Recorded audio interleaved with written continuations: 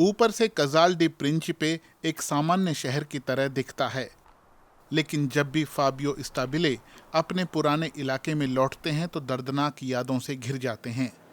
ढाए गए घरों का मलबा उन्हें याद दिलाता है कि उनके साथ क्या हुआ था। उनके घर में माता पिता, भाई बहन और उनके 4 बच्चे रहा करते थे। इस बाढ़ के पीछे घर हुआ करता था, लेकिन कुछ महीनों पहले घर गिराने वाले आए और उनके पास सरकारी वकील के आदेश थे। 2 सितंबर को सरकार ने हमारी जिंदगियां उजाड़ दी। मेरा एक भाई और उसके 4 बच्चे अब एक सरकारी फ्लैट में रहते हैं। मेरा दूसरा भाई किराए के घर में रहता है और मैं अपनी दादी के घर में अपने माता पिता के साथ रहता हूँ। फाबियो स्टाबिले का घर इसलिए गिरा दिया गया क्योंकि उनके पिता ने 20 साल पहले बगैर परमिट के उसका निर्माण किया था। 2006 से पहले आधिकारिक शहरी विकास योजना थी ही नहीं, तो निर्माण के परमिट शायद ही कोई लेता था। जब हमने ये संपत्ति खरीदी थी तो हमें बताया गया कि हम यहाँ मकान बना सकते हैं। जब हमने खुदाई शुरू की तो अधिकारियों ने हमें रोक दिया, लेकिन कुछ महीनों बाद मेरे पिता स्थानीय प्रशासन में अधिकारियों से बात करने गए और उनसे मकान का काम शुरू करने की इजाज़त मांगी। उन्हें इजाज़त मिल गई। ये कहा गया कि मकान बन जाए तो उसी में जाकर रहना। पहले हमें मकान बनाने दिया गया और अब उसे गिराया जा रहा है। ये सही नहीं है। जब भी मैं ये देखता हूँ मेरा दिल टूटता है।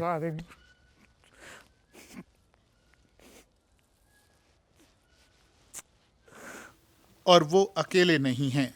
समूचा जिला ऐसे ही गैर कानूनी ढंग से खड़ा हुआ था।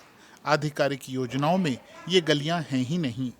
दशकों तक कजाल डी प्रिंचिपे टाउन हॉल पर कमोरा यानी माफिया का नियंत्रण था, लेकिन 2014 में माफिया विरोधी एक्टिविस्ट रेनातो नताले शहर के मेयर बने। ये इलाका 40 साल तक एक आपराधिक तानाशाही के हवाले था। माफिया सरगना ही नियम कायदे बनाते थे, कोई और कानून था ही नहीं। कोई व्यक्ति घर बनाना चाहता तो उसके लिए कोई नियम कानून नहीं था। उन्हें कमोरा यानी माफिया के पास जाना पड़ता। फिर माफिया सरगना कहते जाओ बना लो, क्योंकि जितनी ज्यादा कंक्रीट की दीवारें खड़ी की जाती उतनी ही ज्यादा माफिया की कमाई होती। समूचे निर्माण सेक्टर की डोर उन्हीं के हाथों में थी।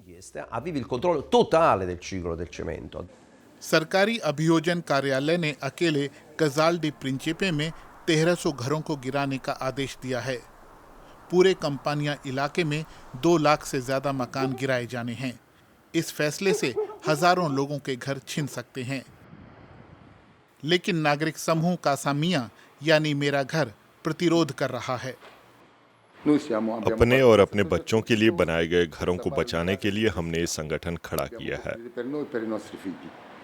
ये लोग महीनों से विरोध प्रदर्शन कर रहे हैं और उनके समूह में 3000 से ज्यादा सदस्य हैं। जिन तमाम लोगों के मकान गिराए जाने हैं, हम उनका आह्वान कर रहे हैं कि आइए और रोम में संसद के सामने हमारे साथ प्रदर्शन में शामिल होइए। आखिर सटोरियों और बिचौलियों के बनाए घर क्यों नहीं गिराए जा रहे हैं, या माफिया सरगनाओं के? करीब आम लोगों के घर ही मिटाए जा रहे हैं। सरकार को हमारे प्रति अपने रवैये पर शर्म आनी चाहिए। ऐसे पारिवारिक घरों को नहीं गिराया जाना चाहिए। हम चाहते हैं कि सरकार हमारे साथ बैठकर बात करे और एक स्वीकार्य समाधान निकाला जाए। इन हालात में भी सबसे ज्यादा फायदा माफिया को ही होगा, क्योंकि वो मुश्किल में फंसे लोगों को बचाने के नाम पर उन्हें ठगेंगे। ऐसे भीषण हालात में लोग टूट जाते हैं और माफिया के आसान शिकार बन जाते हैं। मायूसी के हालात में वे हताशा भरे फैसले करने को बाध्य हो जाते हैं। इसीलिए मेयर एक्टिविस्टों का साथ दे रहे हैं। गैर कानूनी मकानों को गिराने में अकेले उनकी नगरपालिका पर 3.5 करोड़ यूरो का भार आएगा और स्थानीय प्रशासन के पास इतने पैसे नहीं हैं। इन इमारतों को गिराने के बजाय उन्हें सरकार को सौंप दिया जाना चाहिए और वहां सामाजिक आवास बनाए जाने चाहिए। इस तरह हम जरूरतमंद लोगों की मदद कर सकते हैं। हम मकानों को गिराने के खर्च से भी बच जाएंगे और किराए से अतिरिक्त राजस्व भी हमें मिलेगा।